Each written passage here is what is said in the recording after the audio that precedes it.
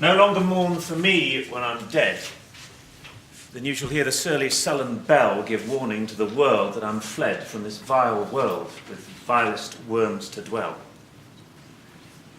Nay, if you read this line, remember not the hand that writ it, for I love you so that I in your sweet thoughts would be forgot, if thinking on me then should make you woe.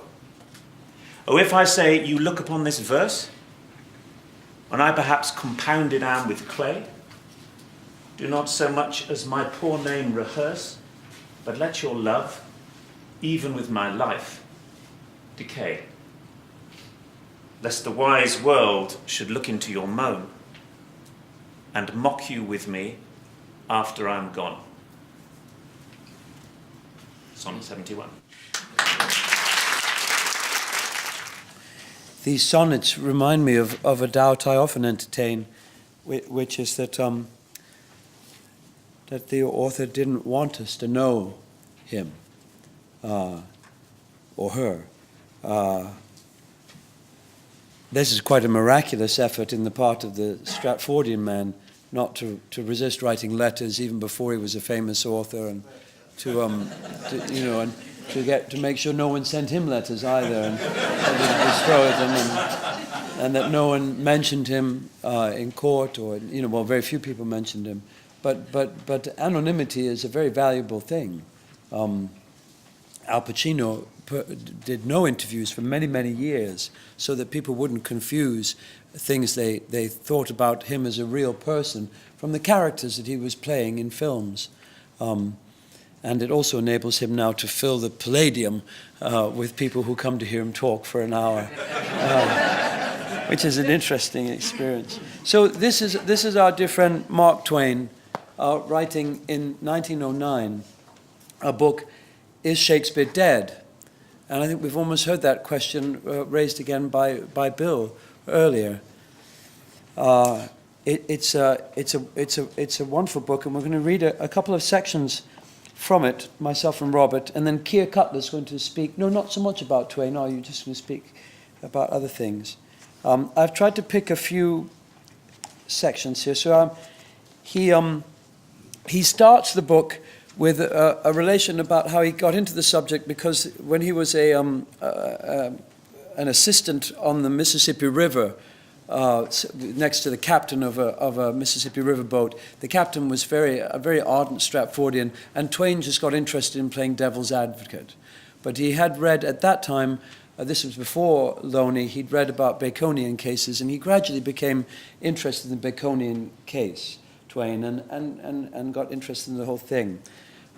He, first of all, does a chapter where first of all recounts the fact that when he was 7 years old, he wanted to find out about Satan and was very depressed to find that there were only a few facts about Satan, and that most of it was conjecture, which is... But his teacher quickly satisfied with it. There were about 7 facts, but then there was many traditions and mythologies about Satan that filled the gap, as we've been hearing. So he writes this marvelous opening to chapter 3. How curious and interesting is the parallel, as far as poverty of biographical details is concerned, between Satan and Shakespeare. It is wonderful, it is unique, it stands quite alone. There is nothing resembling it in history, nothing resembling it in romance, nothing approaching it even in tradition. How sublime is their position, and how overtopping, how sky-reaching, how supreme, the two great unknowns, the two illustrious conjecturabilities.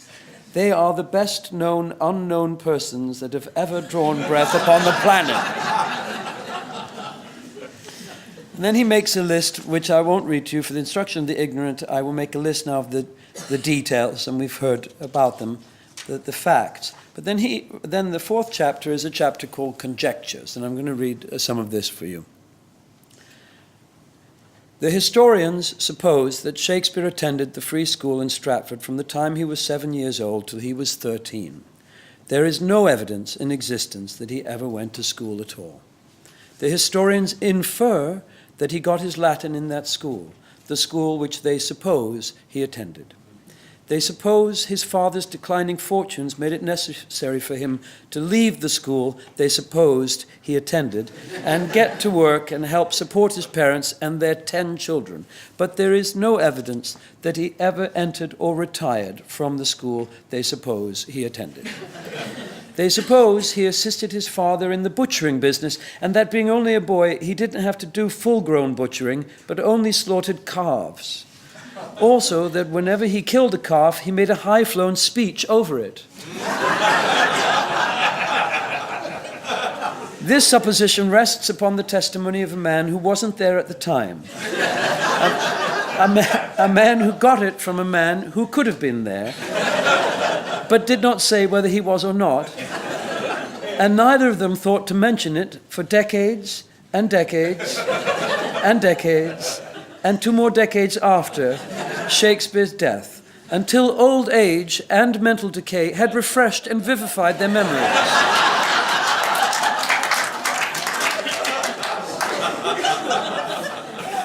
They hadn't 2 facts in stock about the long-dead distinguished citizen, but only just the one. He slaughtered calves and broke into oratory while he was at it. Curious. They had only 1 fact, yet the distinguished citizen had spent 26 years in that little town, just half his lifetime. However, rightly viewed, it was the most important fact, indeed almost the only important fact of Shakespeare's life in Stratford. Rightly viewed, for experience is an author's most valuable asset. Experience is the thing that puts the muscle and the breath and the warm blood into the book he writes. Rightly viewed, calf butchering accounts for Titus Andronicus. The only play, ain't it, that the Stratford Shakespeare ever wrote, and yet it is the only one everybody tries to chase out of the Baconians, or choose him out of, the Baconians included. The historians find themselves justified, quote, justified in believing, end quote, that the young Shakespeare poached upon Sir Thomas Lucy's deer preserves and got haled before that magistrate for it. But there is no shred of respect-worthy evidence that anything of the kind happened. The historians, having argued the thing that might have happened into the thing that did happen, found no trouble in turning Sir Thomas Lucy into Mr. Justice Shallow. They have long ago convinced the world, on surmise and without trustworthy evidence, that Shallow is Sir Thomas. The next addition to the young Shakespeare's Stratford history comes easy. The historian builds it out of the surmised deer-stealing and the surmised trial before the magistrate and the surmised vengeance-prompted satire upon the magistrate in the play. Result, the young Shakespeare was a wild, oh, such a wild young scamp. And that gratuitous slander is established for all time. It is the very way Professor Osborne and I built the colossal skeleton brontosaur that stands 57 feet long and 16 feet high in the Natural History Museum, the awe and admiration of all the world, the stateliest skeleton that exists on the planet. We had 9 bones, and we built the rest of him out of plaster of Paris. We ran short of plaster of Paris, or we'd have built a brontosaur that could sit down beside the Stratford Shakespeare, and none but an expert could tell which was biggest or contained most plaster. I'm going to skip ahead a little bit, so I'm going to skip. There are a few more surmises that he does very well. This is quite nice. It's surmised by the biographers that the young Shakespeare got his vast knowledge of the law and his familiar and accurate acquaintance with the manners and customs and shop talk of lawyers through being for a time the clerk of a Stratford court. Just as a bright lad like me, reared in a village on the banks of the Mississippi, might become perfect in knowledge of the Bering Strait whale fishery and the shop talk of the veteran exercises of that adventure-bristling trade through catching catfish with a trot line Sundays.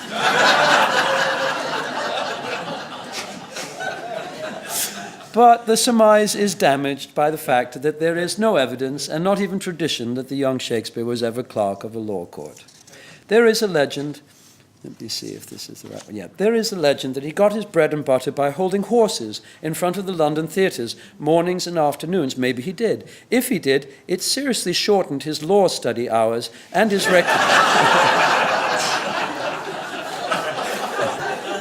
and his recreation time in the courts. In those very days, he was writing great plays and needed all the time he could get. The horse-holding legend ought to be strangled. It too formidably increases the historian's difficulty in accounting for the young Shakespeare's erudition, an erudition which he was acquiring hunk by hunk and chunk by chunk every day in those strenuous times, and emptying each day's catch into next day's imperishable drama. He had to acquire a knowledge of war at the same time, and a knowledge of soldier people and sailor people and their ways and talk, also a knowledge of some foreign lands and their languages, for he was daily emptying fluent streams of these various knowledges, too, into his dramas. How did he acquire these rich assets? In the usual way, by surmise. It is surmised that he traveled in Italy and Germany and around and qualified himself to put their scenic and social aspects upon paper, that he perfected himself in French, Italian, and Spanish on the road, that he went in Leicester's expedition to the Low Countries as soldier or sutler or something for several months or years or whatever length of time a surmiser needs in his business, and thus became familiar with the soldiership and soldier ways and soldier talk and generalship and general ways and general talk and seamanship and sailor ways and sailor talk. Maybe he did all these things, but I'd like to know who held the horses in the meantime.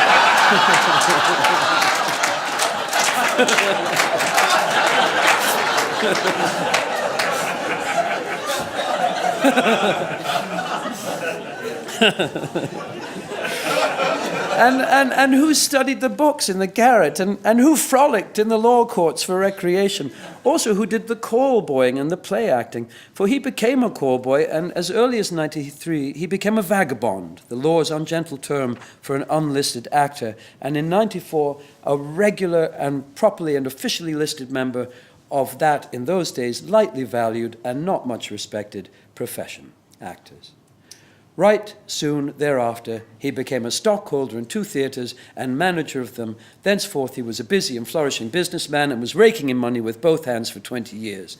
Then, in a noble frenzy of poetic inspiration, he wrote his one poem, his only poem that we have, his darling, and laid him down and died. Good friend, for Jesus' sake forbear to dig the dust in closed hair. Blessed be ye men, it spares these stones, and cursed be he that moves my bones. He was probably dead when he wrote it.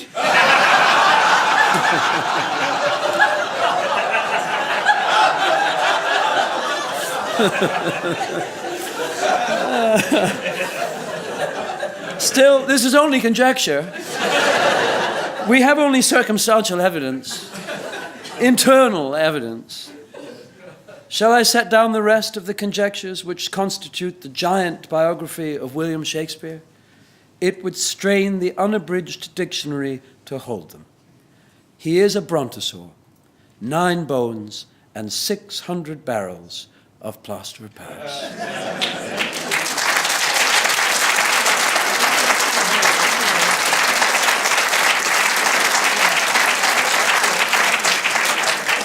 Now, Robert's going to read just the last few one of the last chapters, which I think is also a little more serious, but has some beautiful things in it. And then we'll stop for lunch.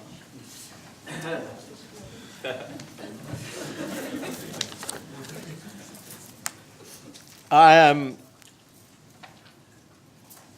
trying to convince anybody that Shakespeare did not write Shakespeare's works? Ah, now, what do you take me for? Would I be so soft as that, after having known the human race familiarly for nearly 74 years? It would grieve me to know that anyone could think so injuriously of me, so uncomplimentarily, so unadmiringly of me. No. I am aware that when even the brightest mind in our world has been trained up from childhood in a superstition of any kind, it will never be possible for that mind, in its maturity, to examine sincerely, dispassionately, and conscientiously any evidence or any circumstance which shall seem to cast a doubt upon the validity of that superstition. I doubt if I could do it myself. We always get at second hand our notions about systems of government and high tariff and low tariff and prohibition and anti-prohibition and the holiness of peace and the glories of war and codes of honor and codes of morals and approval of the duel and disapproval of it, and our beliefs concerning the nature of cats, and our ideas as to whether the murder of helpless wild animals is base or is heroic, and our preferences in the matter of religious and political parties, and our acceptance or rejection of the Shakespeares, or the Arthur Ortons, or the Mrs. Eddies. We get them all at second hand. We reason none of them for ourselves. It is the way we are made. It is the way we are made, and we can't help it. We can't change it. And whenever we have been furnished a fetish and have been taught to believe in it and love it and worship it and refrain from examining it, there's no evidence, howsoever clear and strong, that can persuade us to withdraw from it our loyalty and our devotion. In morals, conduct, and beliefs, we take the color of our environment and associations, and it is a color that can safely be warranted to wash. Whenever we have been furnished with a tar baby, ostensibly stuffed with jewels, and warned that it will be dishonorable, irreverent to disembowel it and test the jewels, we keep our sacrilegious hands off it. We submit, not reluctantly, but rather gladly, for we are privately afraid we should not, upon examination, find that the jewels are of the sort that are manufactured at North Adams, Massachusetts. I haven't any idea that Shakespeare will have to vacate his pedestal this side of the year 2209. Disbelief in him cannot come swiftly. Disbelief in a healthy and deeply loved tar baby has never been known to disintegrate swiftly. It is a very slow process. It took several years, several thousand years to convince our fine race, including every splendid intellect in it, that there is no such thing as a witch. Right? It has taken several thousand years to convince the same fine race, including every splendid intellect in it, that there is no such thing as Satan. It has taken several centuries to remove perdition from the Protestant Church's program of post-mortem entertainments. It has taken a weary long time to persuade American Presbyterians to give up infant damnation and try to bear it the best they can. And it looks as if their Scotch brethren will still be burning babies in the everlasting fires when Shakespeare comes down from his perch. Because we are the reasoning race. We can't prove it by the above examples, but we can't prove it by the miraculous histories built by those Stratfordolaters out of a hatful of rags and a barrel of sawdust, but there is a plenty of other things we can prove by it, if I could think of them. We are the reasoning race. And when we find a vague file of chipmunk tracks stringing through the dust of Stratford village, we know by our reasoning powers that Hercules has been long there. I feel that our fetish is safe for, 3 centuries yet. The bust, too. There in Stratford Church, the precious bust, the priceless bust, the motionless bust the serene bust with the dandy mustache and the putty face unseamed of care, that face which has looked passionlessly down upon the awed pilgrim for 150 years and will still look down upon the awed pilgrim 300 more, with that deep, deep, deep, subtle expression of a bladder.